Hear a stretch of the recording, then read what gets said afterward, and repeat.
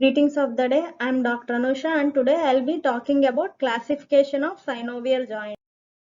Hinge joint. It is a type of uniaxial joint, so there is only 1 degree freedom of movement. Hinge joint moves around in transverse axis and the movement that takes place around transverse axis is flexion and extension. The articular surfaces curve like a cylinder and other surface is reciprocally curved. Examples are interphalangeal joints of fingers and toes, elbow and ankle joint. Pivot joint. In pivot joint, movements takes place on vertical axis and the action that is taking place is rotation.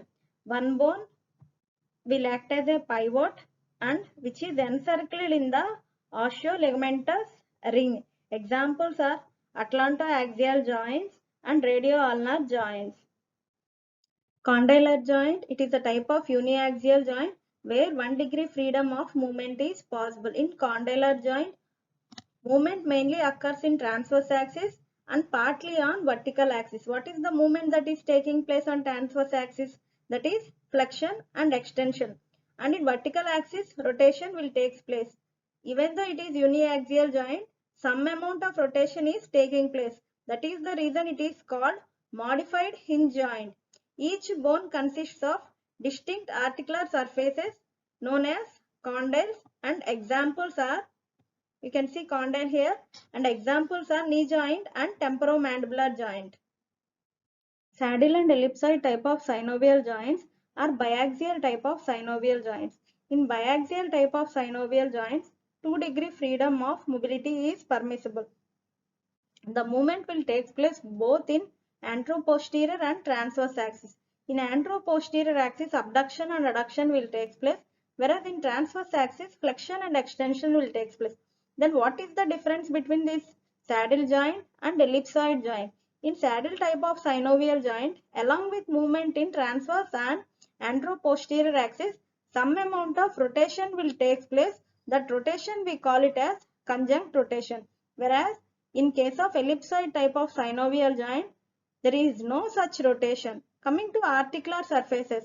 Articular surfaces in saddle type of synovial joint are concavo-convex and reciprocally curved, whereas articular surfaces in ellipsoid type of synovial joint is convex and elliptical in outline. Let us see what are the examples of saddle type of synovial joint. Carpometacarpal joint and sternoclavicular joint. And coming to the ellipsoid type of synovial joint, examples are wrist joint, atlanto-occipital joint and metacarpophalangeal joint.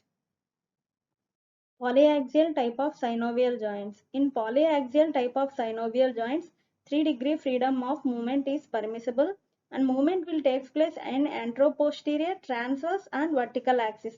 Morphologically, these polyaxial joints are also called ball and socket or spheroidal joints. They are called spheroidal because the spheroidal head will fit into the socket of other bone.